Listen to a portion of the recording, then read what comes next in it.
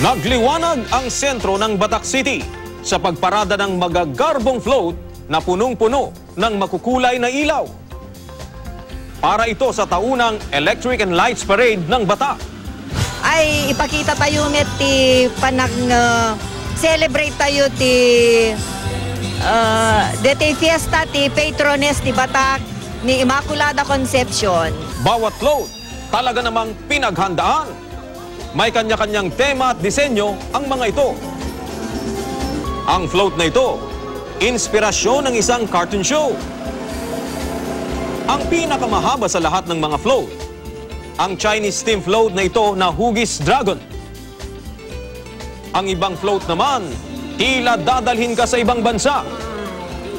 Gaya ng float na may temang USA at Korea. Pati ang mga nakiparada, naka-costume din. Okay naman, ang galing nilang gumawa ng design at nag-enjoy kami. Ang turistang ito naggaling pang California. Pabalik-balik raw sa nasabing Lights Parade. It's beautiful. It's great. I brought my mom and my girlfriend and my sister. They're here somewhere.